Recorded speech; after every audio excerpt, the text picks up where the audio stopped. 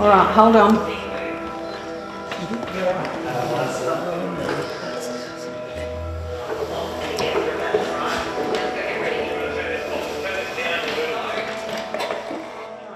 Can you tell me a little bit about what life was like before the stroke? You can't imagine. I used to work. I used to love going to work. Now I'm nothing. All right, birthday girl, do a 12 for us. 12? Oh, sass, look at you, girl. Lee's life was a normal life. It's like our life, you know. Job, kids, social network, community engagement, heavily involved in local community sport. So it was a normal, full life. You ready? Yep. 64-year-old Leela Bohini is facing a long road to recovery after a life-changing stroke last April. Arlo is 2 and Arian is 8. Devils, are they? Devils. I just got backwards, then forwards. And I blame NDIS on that. It took them too long for me to get out. When Leela was admitted to hospital, doctors expected she'd spend 12 weeks there. That turned into 12 months because of delays with the NDIS. Leela, how would you describe the last 18 months? Pure hell. I think it was the lack of certainty for all of us, actually. Was just really disheartening, frustrating. That's what it was for me. I can only imagine what it was like for Lee. It was a grim time. Right now, today, we have 7 patients at Austin Health who are medically ready for discharge, but they're waiting for an NDIS placement. There are currently 1,500 NDIS participants in the same boat, eager to get better, but stuck in a place for the sick. It's called bed block, and it's having major impacts on Australian hospitals. All of us can see the impact it's having on ambulance offload times, or ramping is the term you used. Ultimately, what's happening down in the emergency department and our ability to offload ambulances is really a reflection of what's happening up in our inpatient ward areas and our ability to discharge patients.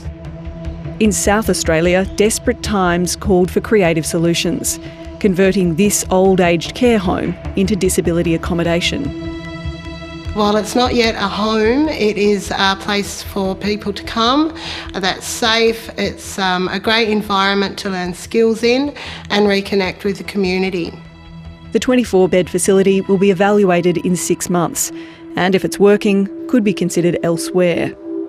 We want to look at our transition out, our participants coming in to the service, and assess whether this is a viable future model.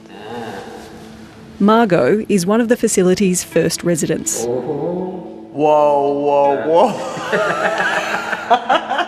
The good thing about it is that I've got independence again, because I was for a long time in the rural Adelaide, a year and a half or a little bit longer. For people with disability and vulnerable people, hospitals are actually dangerous places in terms of the risk of picking up additional infections, but they're also not places where you can kind of maintain your skills and abilities. The Summer Foundation is a non-profit organisation which helps people with disabilities access support and accommodation. CEO Di Winkler says the problem is not a lack of available housing. There are 3,000 vacancies in disability housing across Australia, and I think what's even worse, there are 1,000 vacancies in brand new housing. And the thing that's stopping people from moving into that housing is other NDIS processes just taking so long. She's urging the NDIA to speed up its decision-making process. They are, I guess, making it more challenging to get long-term funding for housing and support as a way of curbing their costs.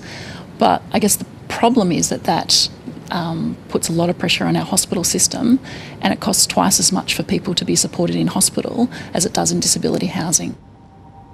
The NDIA told 730 it recognises the distress caused by hospital discharge delays and is focused on improving processes that are within its control.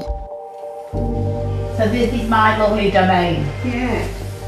And they are my son and daughter. When they were Babies. After 12 months in limbo, Leela is gradually adjusting to life after her stroke. A new life in a new home. There's a nail and a hammer in here. Oh, all right. Well, do you want to put it up? Yes, please. Her energy, it's a positive energy now. It doesn't feel like a wasted energy of always looking beyond and when am I going and when is this going to happen and when can I expect to be able to do this. So it's more about her now. It gives you a plan. Instead of battling bureaucracy, she can now put her energy into a different fight. Kind of discussions that we need to have maybe about... I'm learning to stand again, you know, and sway, and that's what I missed, you know. And I'm gonna promise you this, I'm gonna promise to walk again. I'm banking on it. Yes. I'll make that promise. You're right. All will be okay. How's that? Yeah. That's it. All right? Yeah.